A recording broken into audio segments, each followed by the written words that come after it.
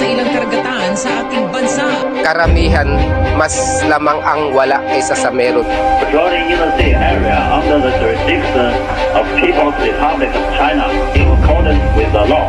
In accordance with the Republic Act 12064, the Philippine Maritime Zones Act, you are advised that you are currently sailing within a Philippine Exclusive Economic Zone. Nakawawa rin ang musta.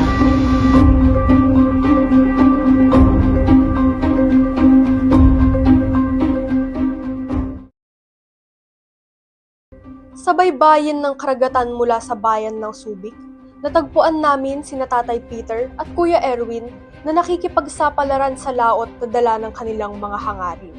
Unti-unti mang nasasaid dahil sa paglawak ng epekto ng globalisasyon, patuloy pa rin silang lumalaban ng patas, bitbit ang kanilang pag-asa sa kahirapan.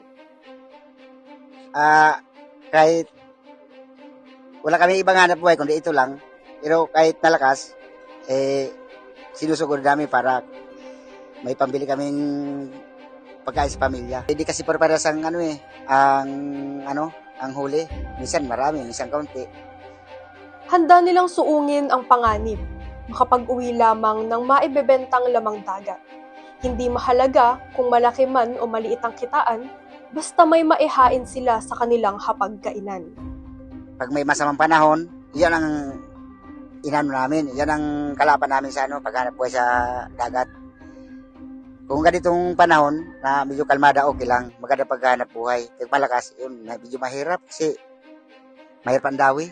Hindi po parehas ang ang binta. Minsan malaki, minsan maliit, ganun.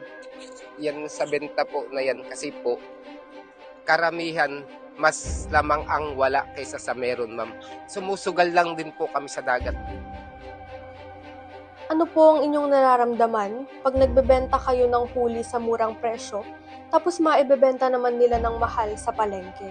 Sa amin, ma'am, yung namin sa fishport, kahit na medyo mababa, okay lang po sa amin kasi po kami mangingisda. Wala naman na po kami magagawa kung magkano po yung sinabing presyo, yun na po.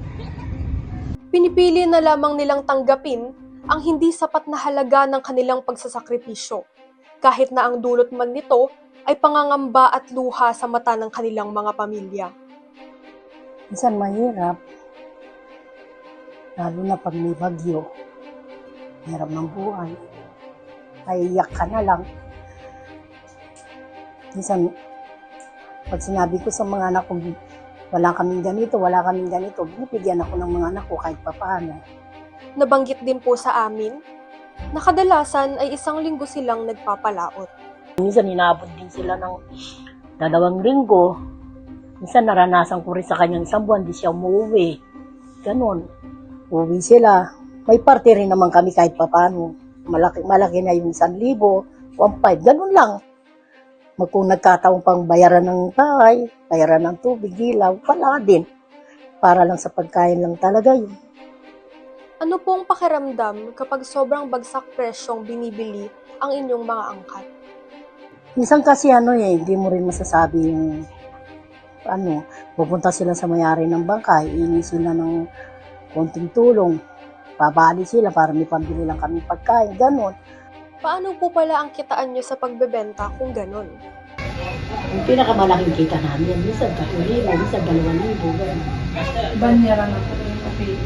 Parte nila. Hindi po yung buong kita talaga sa Yung buong kita namin, ang buong kita namin, 20, 15, gano'n. Pag binenta yung banyera. Halimbawa, sa isda naman, pag pinabubulong yan, 5 box. Ang starting nila ay malaki. Tapos, benta nila 120 lang. Wala kang income. Pwede nyo po bang ikwento yung isa sa pinaka-nakakatakot na karanasan ng asawa nyo habang nasa laot? Ay, siyempre, pag nasa laot yan, magsambahan kang bagyo, iniisip mo na siya na sana yung mangyari sa kanya. Kasi minsan naranasan, di lang minsan yung naranasan yun, madalas.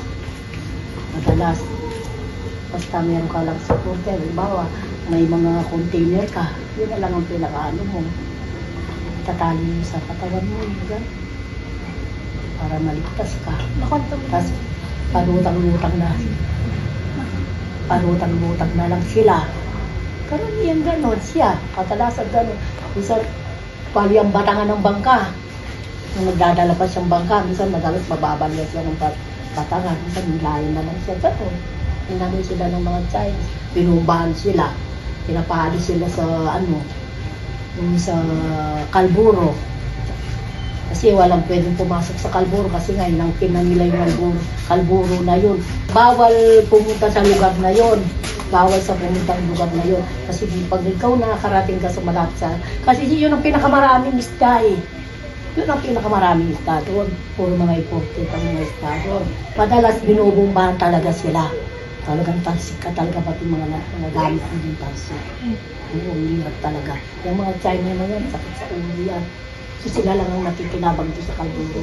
Sila lang po yung mga kuha. Oo, sila lang ang kumukuha ng isda doon para galing sa ibang bansa.